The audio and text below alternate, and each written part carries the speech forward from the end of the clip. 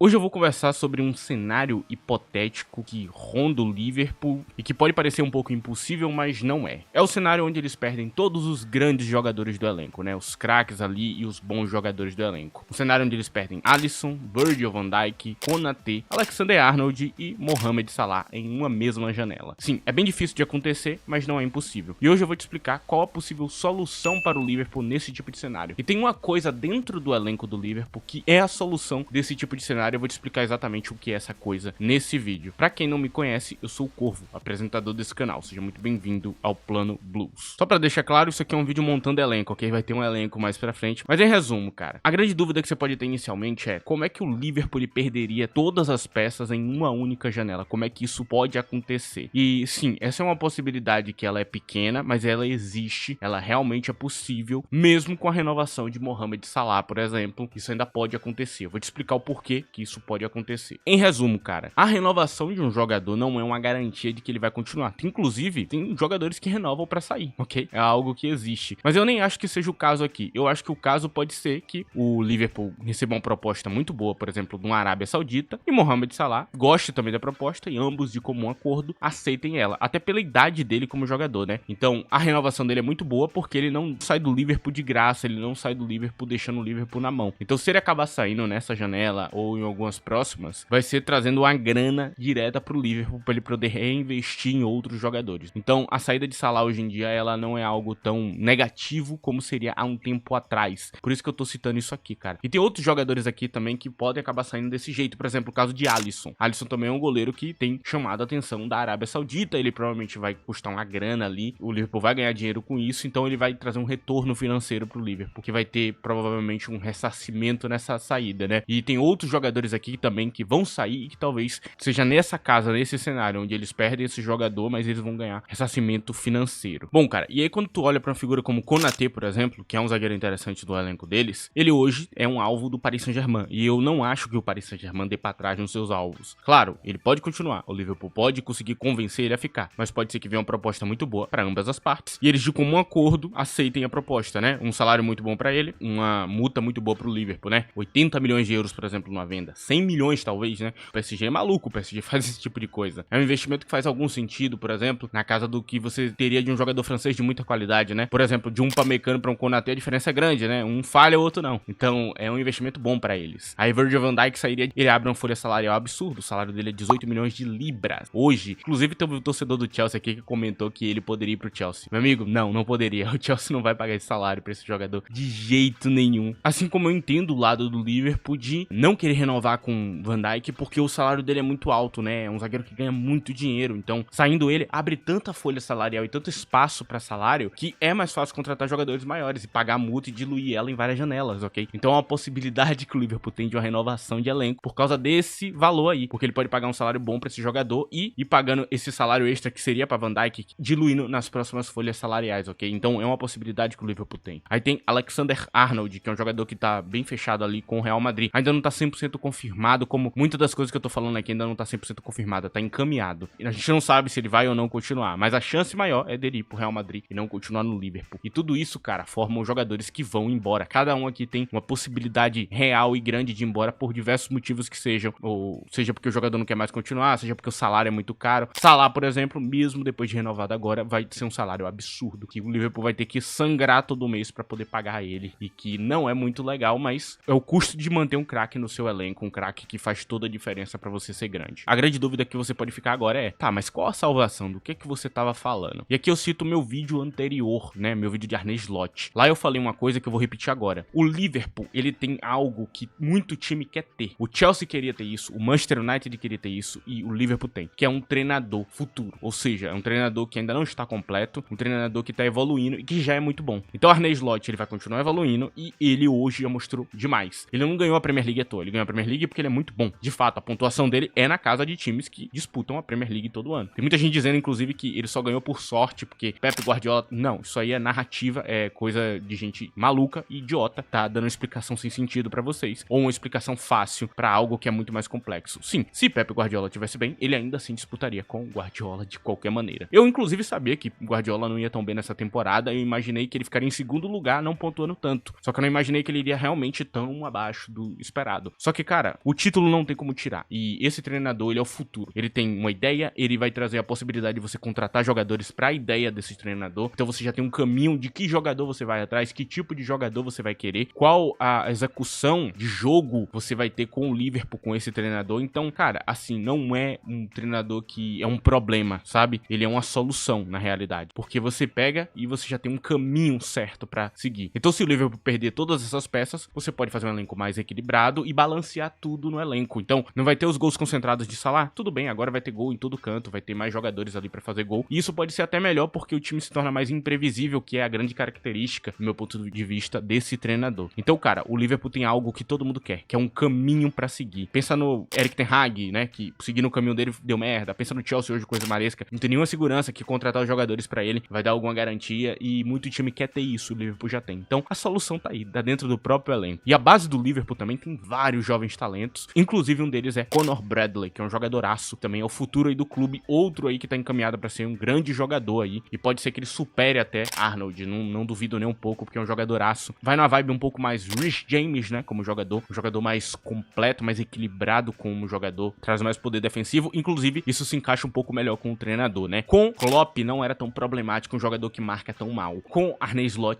inclusive é um dos problemas, é um dos pontos porque o Liverpool hoje, às vezes acaba passando em branco em alguns jogos, e que as pessoas não percebem. A falta de protagonismo de alguns jogadores do elenco, a falta de consistência desses jogadores na parte defensiva, né? Falhas de alguns desses jogadores que poderiam ser melhores. E aqui eu também cito um ponto muito interessante, né? Que é a ultra dependência de Salah. Ela vai parar de existir no momento que ele for embora. Porque no momento que ele for embora e você ter que reinvestir no elenco, você vai ter que balancear. Então você não vai depender tanto de que Salah faça uma boa partida. E ele não vai jogar bem em todos os jogos. Então basicamente é isso, cara. Antes de eu mostrar o elenco montado, eu vou pedir pra vocês que não esqueçam de deixar o like nesse vídeo. Se possível também use a opção de hype aí. Tem na aba de comentários se você tiver no smartphone. Você passa pro lado, me dá um hype gratuito. Ajuda esse vídeo a chegar em mais pessoas. Muito obrigado, inclusive, se você fez isso. Agora, eu vou falar com vocês que também tem o meu Twitter, ok? @ddcorvo tá aí na tela. Se você quiser me seguir lá, você vai me ver comentando futebol diariamente ali de uma maneira mais rápida. Agora eu vou mostrar as peças que eu escolhi pra esse elenco e que podem ajudar o Liverpool a ser um time ainda consistente e que pode continuar disputando grandes títulos como Champions e Premier League. Bom, aqui tem um elenco montado. Eu lembro pra vocês que isso aqui é um cenário hipotético. Não precisa ficar bravo na aba de comentários. É só um cenário hipotético. Em resumo, cara, no gol vai ser Mamardashvili e Kelleher. Kelleher fez uma coisa nessa temporada que é muito importante, que é mostrar que ele pode ser o titular da Premier League. Ele não traz o protagonismo de Alisson. Ele é um goleiro secundário muito bom. Trouxe muita qualidade, salvou em muitos jogos. Então ele mostrou que pode ser um bom goleiro. Falhou ali de vez em quando, faltou crescer em jogos grandes e alguns pontos ali que eu tenho de crítica com ele. Eu não acho ele melhor que o Mamardashvili, principalmente quando tu olha pra Eurocopa, né? O que esse cara fez na Eurocopa foi surreal. Provavelmente ele foi o melhor goleiro ali. Em resumo, o Mamardashvili ele é incrível, futuro grande pela frente. Não liguem tanto pra essa temporada, o time dele tá mal. É normal que nesse cenário ele esteja um pouco desanimado e talvez jogue um pouco mal, né? Enfim, acontece, é só uma temporada abaixo. Mas eu acho que o Liverpool contratou muito bem em questão de goleiro. Aí na zaga pela direita nós temos Van Hecke e Quansah. Pela esquerda nós temos Nico Schlotterbeck e David Ranco. Agora vamos explicar cada um desses. Eu acho que com o Konaté saindo eu pegaria essa multa e botaria toda em Van Hecke do Brighton. Ele é um zagueiro moderno, com muita qualidade, um físico maravilhoso. Já falei dele aqui no canal muito bem, inclusive eu gosto muito dele. O grande defeito é que ele é um jogador que é muito agressivo, então acaba tomando alguns cartões que ele não deveria tomar. Mas de resto, ele é muito bom. E aí a gente tem Nico Schlotterbeck aqui, que eu não tenho o que falar. Eu já falei, eu acho ele um dos melhores zagueiros do mundo. Se pá, é o melhor zagueiro do mundo da atualidade. É uma contratação possível, quer jogar em clube grande, o Liverpool pode ser um deles. E a junção dele com esse treinador pode ser algo incrível. Ele é perfeito, cara. Ele é moderno, ok? É um jogador moderno, com uma qualidade absurda, com a capacidade de desbloquear uma marcação com passe. E com o nível de marcação tá em linha do que você espera de Van Dijk, por exemplo. Então ele é um substituto real pro desempenho de Van Dijk. Eu não tô brincando quando eu falo isso. Tem Ranco na reserva, que já jogou com esse treinador. E é um bom reserva, cara. Ele pode quebrar um galho aí nesse elenco e ser um reserva mesmo. Também teria o tal do Joe Gomes aqui no banco de reserva ali como uma quinta opção, porque você tem que ter. E Gomes pode jogar em qualquer posição. Na lateral, na zaga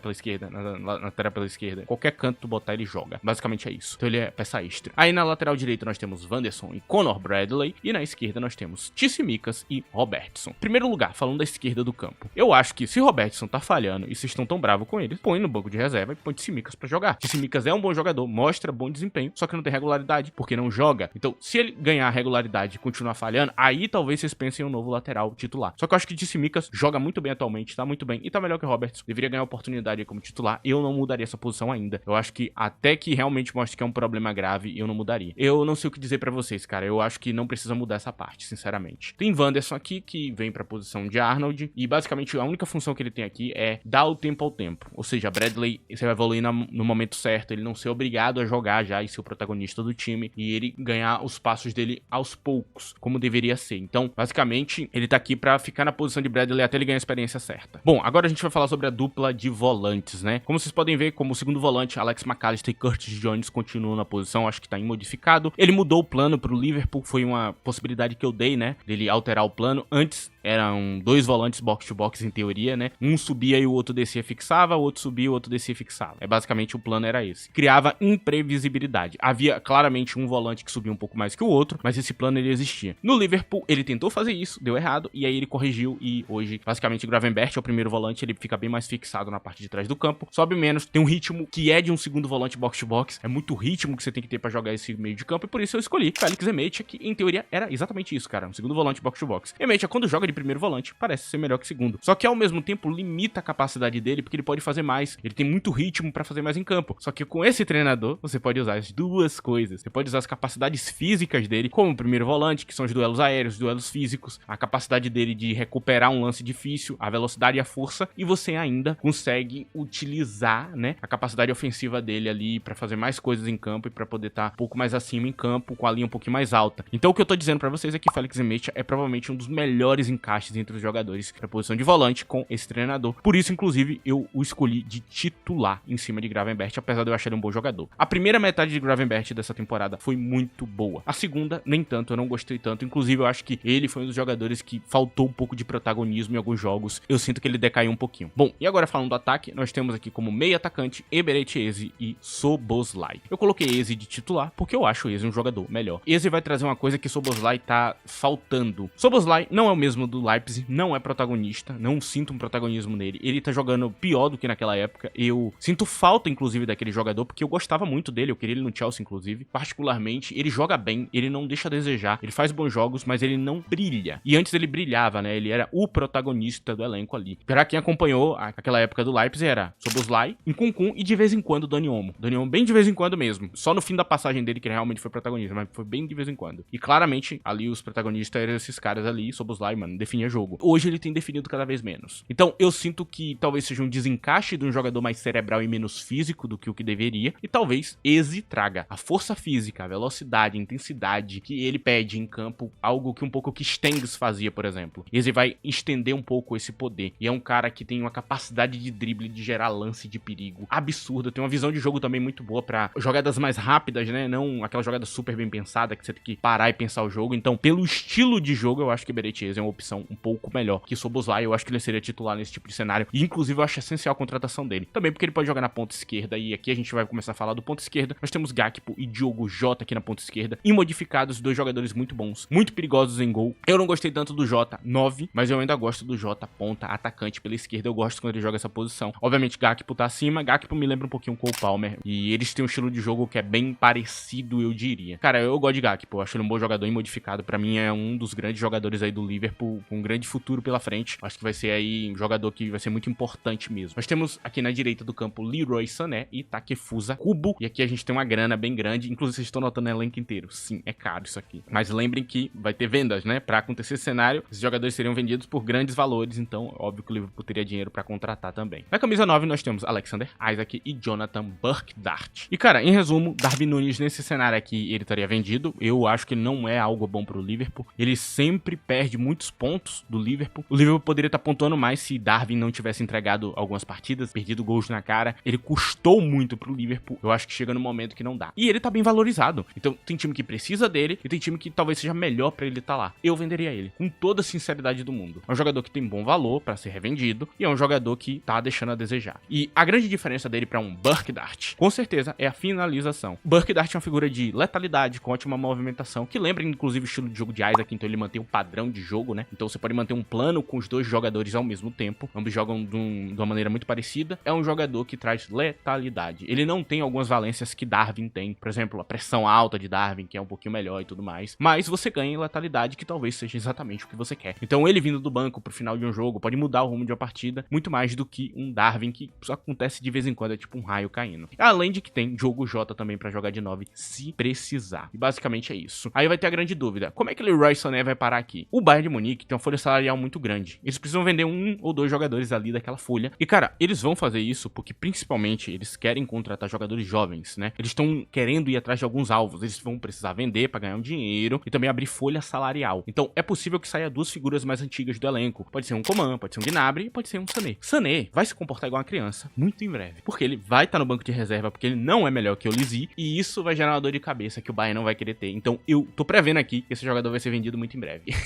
É sério, acredita no que eu tô falando. Eu conheço esse cara. Mas como titular, é de boa, ok? Ele é de boa. Se ele jogar como titular, o Liverpool, sem Salah, vai precisar de um jogador grande, e pra mim, ele é um jogador grande. Eu não acho o Sané um mau jogador, ok? Só pra deixar isso bem claro. Eu acho ele um puta do jogador bom. Assim como eu também acho outros jogadores do elenco do Bayern muito bom. E tem uma galera que fala muito mal dele, mas, cara, essa galera tá viajando, ok? Ele é um jogador muito bom, sim. O grande problema dele é que, às vezes, ele tem pontos de inconsistência, né? Ele joga um mês inteiro jogando mal, às vezes 2 meses jogando mal. E ele é basicamente isso, cara. Mas quando ele tá jogando bem, velho, ele parece um dos melhores do mundo. Assim, pra ser bastante sincero. Teve um tempo dele com o Tuchel ali que foi um negócio lindo de ver. Então, basicamente, é assim que eles iam conseguir. E Kubo, aí na casa dos 50, 60 milhões de euros ali pro futuro, pra disputar a posição com ele, mas no começo não seria um grande desconforto. Lembrando que o Sané tem uma idade mais avançada, então ele não vai ser vendido por uma multa muito cara. Eu acho que não passaria de 90 milhões de euros contratar os dois juntos. Não duvido disso. O Bayern provavelmente deve querer vender ele barato até pra se livrar logo do problema, que é o alto salário dele. E esse alto salário dele não chega nem perto, né, do que seria a renovação de salário. Aqui eu vou falar um pouquinho sobre a formação. Basicamente, esse treinador ele mudou um pouquinho o plano do Feyenoord. O Feyenoord ele era mais agressivo. Os laterais subiam mais. Os laterais faziam um pouco mais de coisa em campo. Os laterais hoje eles estão um pouquinho mais limitados e um pouquinho mais focados em estar bem posicionados para marcação. Os zagueiros têm um pouco mais de liberdade do que era antigamente, ok? Às vezes o zagueiro chega até para poder construir um pouquinho mais o jogo. Então mudou um pouquinho o plano. E em resumo, o que rola é que o primeiro volante não faz mais aquele movimento de ficar subindo. Então esse primeiro volante é mais fixado mesmo. Só que ainda assim ele tem muito ritmo para ficar andando em campo e fazendo coisas em campo, né? Ele não tem uma fixação central, mas ele tem uma fixação de estar na parte de trás do campo para poder marcar, né? Porque tem que ter alguém aqui para você não deixar o espaço vazio. E quem tem mais liberdade é o segundo volante, que ainda assim é defensivo, mas às vezes ele chega à linha de ataque. E basicamente rola às vezes esse padrão desse segundo volante se juntar ao ataque, mas é jogada rápida, não dura muito tempo. Esse segundo volante também, ele pode jogar uma faixa acima, mas ele fica mais perto do primeiro volante também. E o plano que mais rola, que eu tenho visto aqui, é o 4-2-4, né? Onde você tem esse padrão aqui, onde você tem uma dupla de volantes, os laterais, basicamente é isso, cara. Aí você tem esse 4, 2 e 4, onde o 9 não fixa tanto. Só que, cara, assim, Arne Slot é muito bom em botar a bola no 9. Então eu acho que com o Isaac aqui ele mudaria um pouquinho o plano, né? Então ele pode fazer a bola chegar um pouquinho mais no 9 e fazer um plano um pouquinho diferente, talvez usar um lateral mais